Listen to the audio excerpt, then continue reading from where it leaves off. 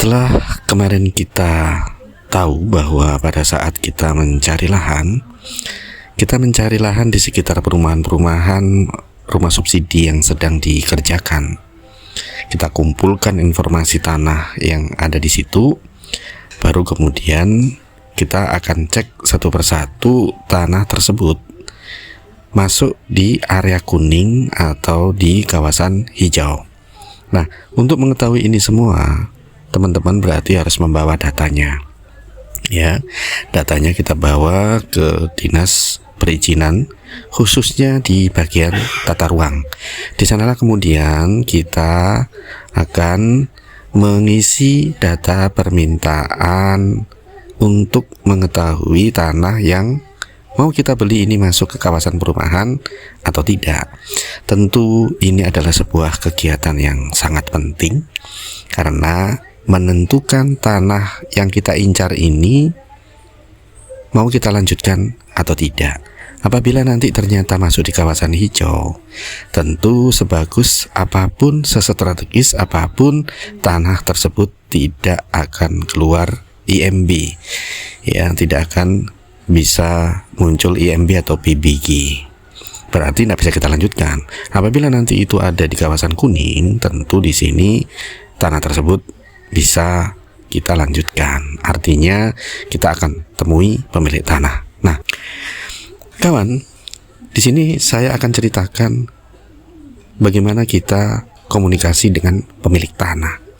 Biasanya pemilik tanah akan kita kasih tahu, ya, saya kasih tahu bahwa tanahnya beliau ternyata setelah dicek di tata ruang memang kuning.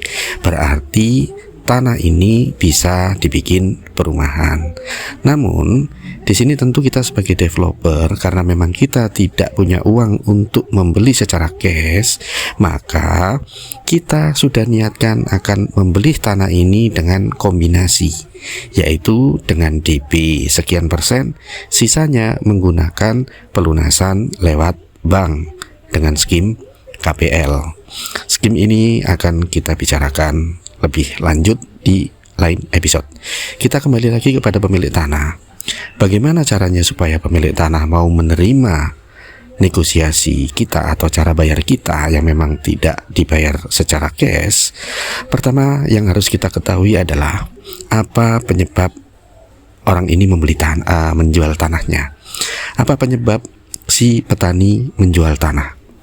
Nah, di sini biasanya teman-teman tidak sabaran, ya, sehingga langsung menyampaikan berapa nilai tanahnya.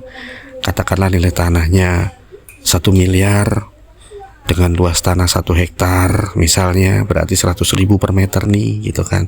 Meskipun katakanlah harga segitu udah murah, tapi ternyata uang 1 miliar tidak ada. Sehingga teman-teman biasanya tidak sabaran langsung mengatakan, bagaimana kalau tanah Bapak saya DP 100 juta, sisanya saya lunasin bank. Maka tentu transaksi seperti ini kemungkinan besar akan ditolak. Nah, kenapa? Karena bisa jadi kebutuhan awal pemilik tanah pada saat menjual tanah ini 100 juta itu tidaklah cukup atau kurang. Berarti apa yang harus kita lakukan di sini? Yang harus kita lakukan di sini adalah kita harus mendeteksi sebenarnya pemilik tanah ini jualan tanahnya ini karena ada kebutuhan apa. Nah, dengan rumusan bahwa tidak ada orang menjual tanah dengan posisi gembira ria, maka kita artikan semua orang pada saat menjual tanah itu pasti posisinya sedang tidak gembira, alias dia punya kebutuhan. Nah, di sini besaran kebutuhannya itu berapa? Nilai tanah 1 miliar. Apakah benar pemilik tanah ini atau si petani ini memang saat itu butuh 1 miliar? Belum tentu.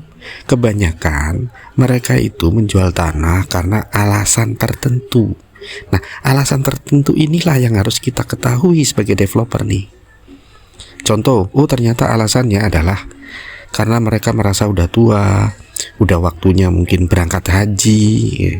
Maka di sini bisa kita simpulkan bahwa uang muka yang cocok kita berikan kepada pemilik tanah atau kita tawarkan kepada si pemilik tanah adalah senilai dengan besaran biaya haji berdua, berikut dengan upacara pemberangkatan. Anggaplah angkanya 200. Ya sudah, berarti kita kalau sudah mendeteksi seperti itu, kita bisa tawarkan tanah ini saya bayar dengan cara satu, DP 200 juta, sisanya pelunasan lewat bank. Nah, itu hanya satu contoh ya. Bisa jadi contoh berikutnya adalah, dan ini terbanyak terjadi karena alasan apa? Ternyata alasan untuk bayar hutang. Nah, pertanyaannya, nilai hutangnya berapa? Kalau nilai hutangnya 300, berarti DP yang akan diterima adalah 300 juta.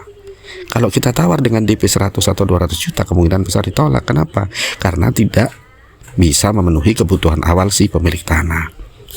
Nah, inilah yang menentukan sebenarnya. Jadi kalau teman-teman pengen sukses untuk bisa nego pembayaran lahan, maka mau tidak mau Anda harus ketahui apa alasan seorang petani atau pemilik tanah menjual tanahnya. Kenapa? Karena kesimpulannya, kebutuhan di awal orang menjual tanah itu sama dengan DP atau uang muka. Nah, sisanya berapa lama? Nah, tentu ini menjadi relatif ya. Kalau sisanya berapa lama, tentu developer beranggapan makin lama pelunasannya makin bagus. Tapi di sini sudah bisa kita sampaikan, kalau perumahan subsidi enaknya adalah ada skim KPL atau kredit pembiayaan lahan. Kalau rumah komersil bisa nggak? Nggak bisa ya, karena rumah komersil tidak ada skema pelunasan tanah lewat bank. Sedangkan kalau rumah subsidi itu ada. Nah, manfaatkan ini dengan betul kawan. Oke, sekian dulu part 2. Part 3 kita akan membahas bagaimana menentukan dan membuat perjanjian pembelian lahan dengan skema kombinasi DP dan pelunasan lewat bank ini, dan akan saya jelaskan poin-poin perjanjian pembebasan lahan. Oke, see you, semangat terus.